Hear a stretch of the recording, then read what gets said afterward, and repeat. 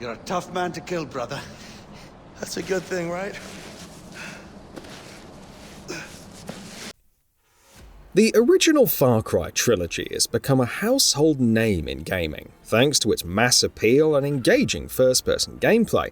And a lot of that success can also be credited to the developers' efforts to constantly keep innovating the gameplay loop that underpins it all, despite those improvements being of an iterative nature.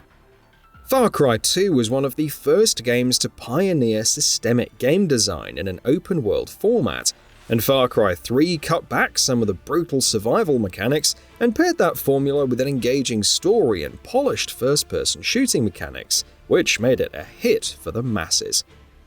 Riding high on the waves of Far Cry 3's success, the developer released Far Cry 4 in November of 2014 to some great critical and commercial reception.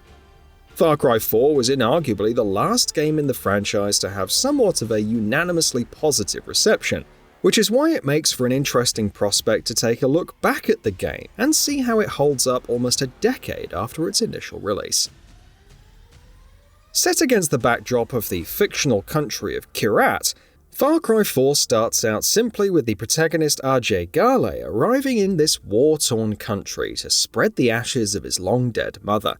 But things rarely go according to plan in this dictatorship.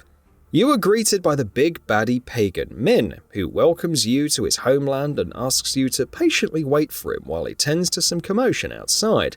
However, there is a twist. If you do choose to wait for quite a bit of time, you're allowed to spread the ashes and walk away in peace. But if you do not, which is what most if not all people do, you are quickly thrust into an action-packed tale about overthrowing Pagan Min's Iron Fist rule and restoring Kyrat's former glory. It's a simple story in terms of the plot itself, but Far Cry 4 makes sure to keep things interesting with well-written companion characters that you meet throughout the story, and of course, the villain, Pagan Min. The original Far Cry trilogy has established its reputation for housing some of the best and most complex villains in all of gaming, and Pagan Min is a great embodiment of those characteristics, with his recognizable character design and complex personality. Thanks to these characteristics, he's able to have a commanding presence in every scene he is in, and that's a big reason why Far Cry 4's story continues to remain an engaging affair even after all of these years. I distinctly remember saying, "Stop the bus." Yes, stop the bus. Not shoot the bus. I'm very particular with my words. Stop. Shoot. Stop. Shoot. Far Cry 4 improves over what came before in several ways, but those improvements are iterative as opposed to radical. You'll still be shooting your way through waves upon waves of thugs and exploring the Himalayas in a first-person perspective. The shift from the tropical setting that was Rook Islands makes for a really fresh-feeling world, and the many mountains scattered throughout the map also add a sense of verticality, which was missing from prior entries. There's a vast array of different animals to find, villages to explore, and jungles separating the settlements.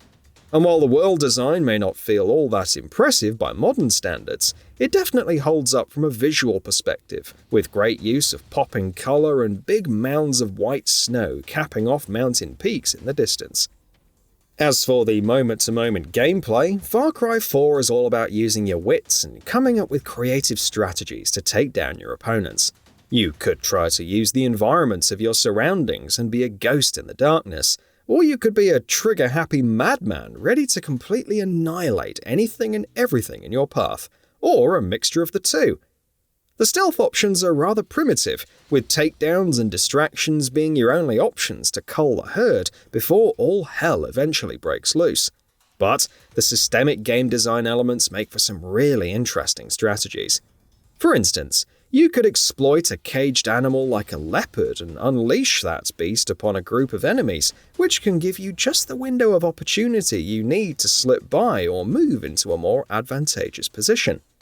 Far Cry 4's combat encounters are designed in a way to encourage the player to try different strategies, and experimenting with the many approaches to any outpost is something that remains an enjoyable affair to this date.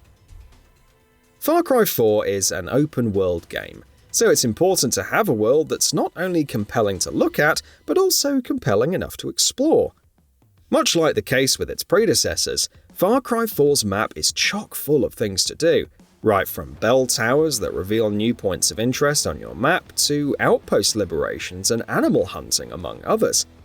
It's obviously not as organic as we're used to in a modern world, but it definitely has a distinct charm to it. This ties in neatly with the element of player progression, where you can earn skills by collecting XP points that you gain from completing missions and side activities peppered throughout the open world. The skill tree isn't anything particularly special, but you do get a good sense of growing stronger as you start to accrue more and more skills under your belt. By the end, you'll be taking down groups of enemies with chain takedowns, charging into battle whilst on top of a giant elephant, and eating up quite a number of hits without batting an eye. Far Cry 4 might not have been a revolutionary open world when it was released, but it was a really fun time if you just wanted to absorb yourself in a well-realized world that's brimming with things to do and people to meet. And we're happy to report that it largely remains a fun affair to this date as well.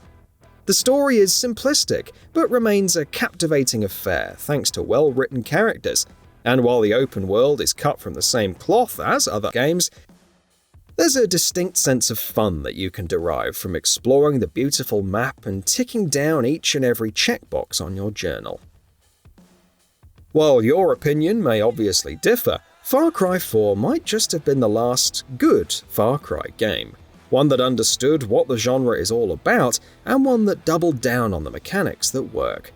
If Far Cry 4 was released in 2024, it probably wouldn't have made any headlines. But looking at the game in isolation, Far Cry 4 is a fun open-world game.